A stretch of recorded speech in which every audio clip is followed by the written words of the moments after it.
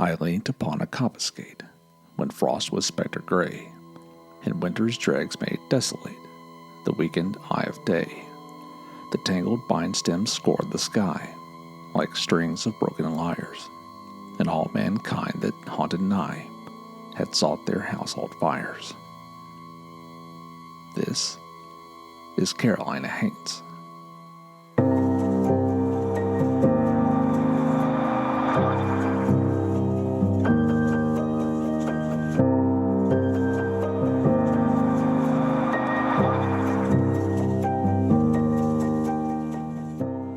Welcome, dear listener, to this special Halloween episode of the Carolina Haints podcast.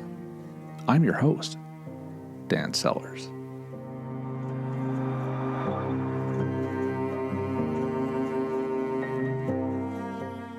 In the small mill town of Gaffney, South Carolina, some sins never wash clean. They cling to the red clay like blood, seeping into the very foundation of a community. And in the winter of 1968, when reporter Bill Gibbons picked up his telephone at the Gaffney Ledger, he had no idea he was about to uncover a horror that would haunt this Cherokee County town for generations to come.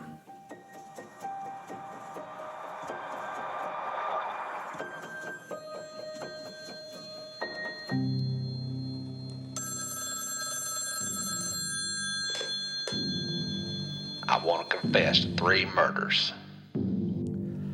This is the story of Leroy Martin, better known as the Gaffney Strangler, and how his reign of terror continues to cast shadows over the small southern town more than 50 years later. To understand the horror that gripped Gaffney in 1967 and 68, you have to understand what Gaffney was, and in many ways still is. Picture a textile town, nestled in the rolling hills of the South Carolina Piedmont, where the broad river winds its way past old mill buildings and modest neighborhoods.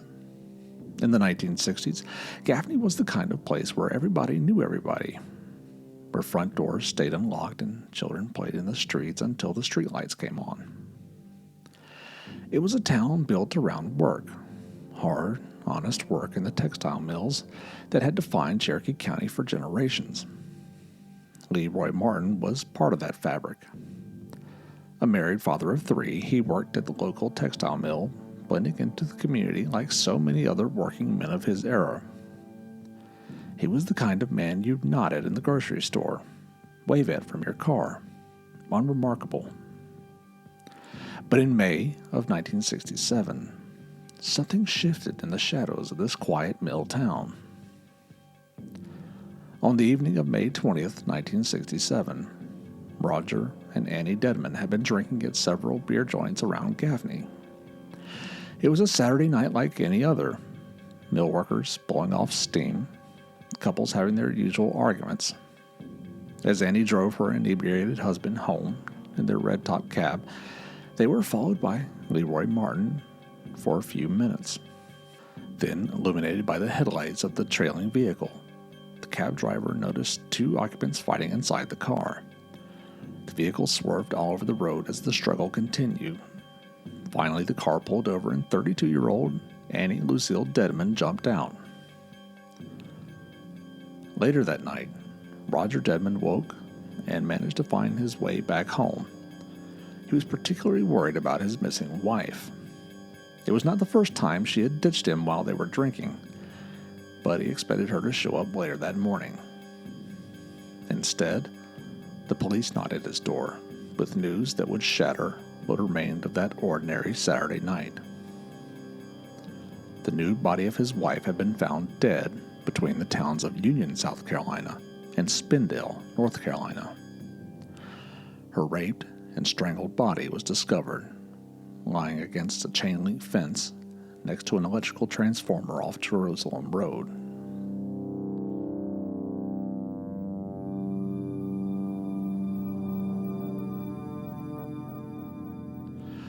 Roger was arrested and charged with his wife's murder. He pleaded not guilty, but the jury chose to disagree. Roger Dedman was sentenced to 18 years at the Union County prison camp. An innocent man convicted while the real killer walked free, already hunting his next victim. After several months, Gaffney seemed to return to normal. The mill whistle still blew at shift change, families still gathered for Sunday dinners, children still played in the yards along quiet streets. But Leroy Martin was far from finished. In the winter months of 1968, as frost settled over Cherokee County and darkness came early, the terror resumed with a vengeance. 20-year-old Nancy Carol Paris was last seen walking her poodle one cold February evening near her home on Chatham Avenue. She simply vanished, leaving behind a small dog and many questions. Her family waited through an agonizing day and night, calling friends, searching neighborhoods, hoping for some word. Meanwhile, 14-year-old Nancy Kristen Reinhardt, known to her friends as Tina, had also disappeared from East Smith Street. She had been missing for 10 days, her family's desperation growing with each passing hour. 2 young women, 2 families, torn apart by fear and uncertainty. And then, the phone call that would break the case wide open. On February 8, 1968, Bill Gibbons, the managing director of the Gaffney Ledger, received a phone call that would change everything. The caller's voice was calm, methodical, almost businesslike. Take out 3 sheets of paper. I got 3 stories for you. On the first sheet, write the name Nancy Christine, East Smith Street. Now take down these directions. Listen carefully. The caller provided directions to an area off the old Chain Gang Road in Gaffney, describing a location that had once been used as a teenager's lover's lane. The killer continued giving instructions on how to find another victim, Nancy Paris. Gibbons' hand was shaking now as he wrote, and the voice continued to explain how to find Annie Louise Dedman. Don't go by yourself. Go and get the sheriff. Gibbons called Sheriff Julian Wright about the strange call. Half an hour later, Gibbons, Sheriff Wright, and Deputy Billy Bridges climbed into his sheriff's vehicle and drove to the bridge on Ford Road, the closest location the caller had identified. It didn't take long for them to find Nancy's lifeless body. They knew they were in some kind of trouble. They were staring at the nude body of 20-year-old Nancy Paris. She had been missing for 1 day, last seen walking her poodle. The men worked their way down the gravel slope beneath the bridge. Her body was lying on the sandy bank on its right side, legs apart, head halfway submerged in the water. There was a dark bluish circular mark around her neck. They also noticed that cigarette burns covered the dead woman's back. Who in the world could do something like this? The men asked themselves. Gibbons began to take photos of the body despite his shaking hands. He was not used to this kind of reporting. The Ledger usually covered high school sports, weddings, and county commissioner meetings. Brutal, deliberate murder was unheard of in Gaffney. The coroner and more officers arrived. Sheriff Wright organized a search for the second body, 14-year-old Nancy Christine Reinhardt, who had been missing for 10 days. A group of deputies, Gibbons, and Ledger photographer Tommy Martin joined the search, as did Jim Holland Jr., a reporter for the Spartanburg Herald-Journal. The group of men spread out and slowly walked through the clearing from the parking lot into the woods. It was a cold February day in the South Carolina upstate, and the men were silent with dread as they searched. A few minutes later, Deputy Coyle shouted as he discovered a bare foot sticking out of a pile of brown leaves.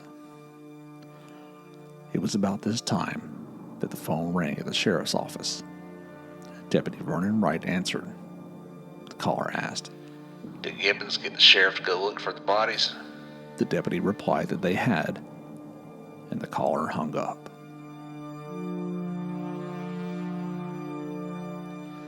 The naked body of Tina Reinhardt bore the similar circular bluish bruise around the neck as Nancy Parrish. She had been missing for 11 days, but the coroner determined she had been dead for less than 24 hours when her body was discovered. That meant that she had been kept captive somewhere for several days. That piece of information was the most disturbing to the police. The officials then looked for the body of Annie Lucille Dedman, with no success. Upon some investigation, they were surprised to discover that Dedman had been murdered 8 months ago, and that her husband had already been convicted and was serving an 18-year sentence. The FBI set up a tap on Gibbons' office phone, just in case the killer called again. And on February 12, 1968 at 9:15 p.m., Bill Gibbons answered his home phone. This is the same man that called you before. We're going to have to do something about that man down there serving my sentence. I killed Mrs. Dedman, just like I did Mrs. Parrish and Reinhardt. I killed them all with them begging me not to do it.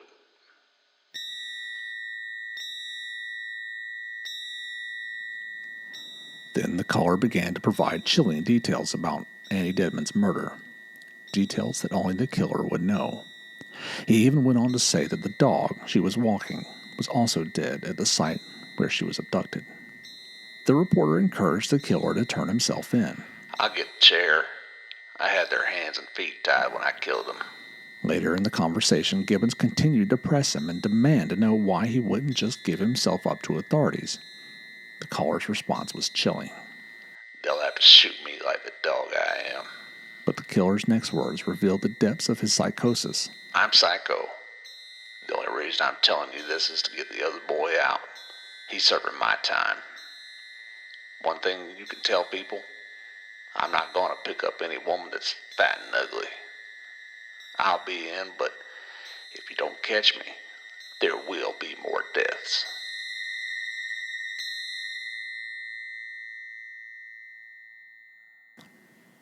The next day, February 13, 1968, the nightmare became even more real for the people of Gaffney. 14-year-old Opal Buxton was a 9th grade honor student and a member of the high school chorus. Early morning, she and her siblings walked a half-mile dirt road from home in the Mount Sinai community to meet the school bus. That morning, Opal left the house a few minutes before the other children. Her sister Gracie trailed about 50 yards behind. Opal was standing on the side of the road next to the bus stop when a blue sedan drove up. A man got out, grabbed Opal, and forced her to the trunk of his car.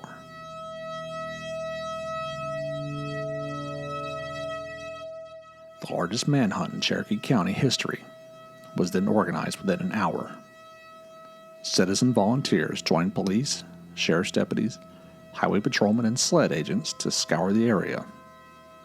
3 private planes were in the area within an hour, searching the entire county. Local radio stations broadcast descriptions of the man and the car to a terrified population. Sheriff Wright told the public, quote, "This man is very dangerous. Every precaution should be taken by parents and children until this thing is solved." End quote. Within an hour, most of the local schools were empty. Parents removed their children and barricaded their families behind locked doors in their houses. By the end of the day, area pawn shops and gun stores were sold out of guns and ammunition. The community was in full panic. A predator was among them, and he had struck in broad daylight. The manhunt intensified throughout the day and into the night. Roadblocks were set up. Every 1957 black Chevy in the county became a suspect of interest. The community held its collective breath, waiting for news of young Opal Buxton. But it was already too late. When authorities finally tracked down Leroy Martin and his vehicle, they discovered evidence that would seal his fate. Opal, just 15 years old, had become the Gaffney Strangler's 4th and final victim. Martin was arrested, and the details of his crimes began to emerge. He was ultimately convicted of 4 counts of murder and sentenced to 4 life terms. The mild-mannered mill worker had been a monster hiding in plain sight, using the familiar landscape of Cherokee County as his hunting ground. Secluded areas along the broad river, wooded spots near the old water wheel, places that had been lovers' lanes and fishing holes became sites of unspeakable horror. But his story didn't end with his conviction. In 1972, just 4 years into his sentence, Leroy Martin met a violent end in prison. He was stabbed to death by another inmate. But death, it seems, was not the end of Leroy Martin's connection to Gaffney. In the decades following Martin's death, stories began to emerge from the sites where victims were found. The old water wheel near the Broad River, the bridge on Ford Road where Nancy Carroll Parris's body was discovered. These places became the focus of numerous ghost stories. Visitors reported seeing a young woman in white walking along the water's edge. Others claimed to hear crying in the wind, a sound that seemed to echo with the anguish of lives cut short. Some spoke of feeling watched, of cold spots on warm summer days, of an oppressive sense of sorrow and fear that seemed to hang over certain stretches of road. Local paranormal investigators have documented strange phenomena at these locations. Electronic devices malfunctioning, unexplained sounds and shadows, and most disturbing of all, the persistent feeling of being watched by something malevolent. Whether these are genuine hauntings or simply the psychological weight of tragedy, the effect is the same. The past refuses to stay buried. More than 50 years later, the Gaffney Strangler case continues to cast a long shadow over Cherokee County. This isn't just about ghost stories or supernatural phenomena. It's about how trauma embeds itself in the DNA of a community. How a place can be forever changed by the actions of one man. How the past refuses to stay buried when the horror was so profound, the losses so devastating. Today's Gaffney is a different place than the mill town of the 1960s. The textile industry has largely moved on. New generations have grown up with the secondhand knowledge of the terror that once gripped their community. But walk through certain neighborhoods, drive past that old water wheel or the bridge on Ford Road, and you'll still find people who remember, who lock their doors a little tighter, who hurry past certain cold spots after dark, who tell their children to never, ever get into a car with a stranger. The story of the Gaffney Strangler reminds us that true crime isn't just about solving puzzles or satisfying our morbid curiosity. It's about real people, real families, real communities that bear these scars long after the headlines fade. The crimes of Leroy Martin were solved, prosecuted, and punished according to the law. Roger Dedman was eventually released and exonerated. But some wounds don't heal. Some stains don't wash clean. And some ghosts refuse to rest.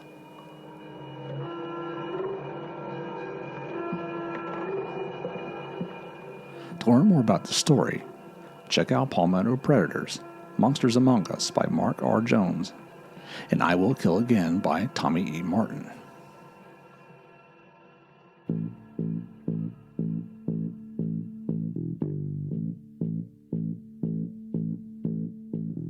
This episode was researched and written by me, Dan Sellers.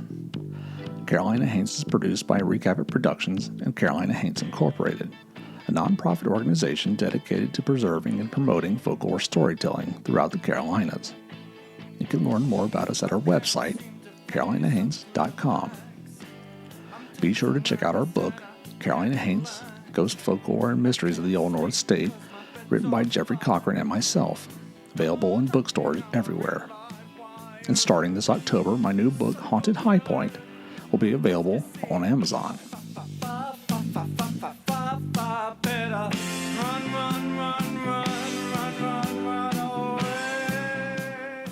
Thank you for joining us for this Halloween special.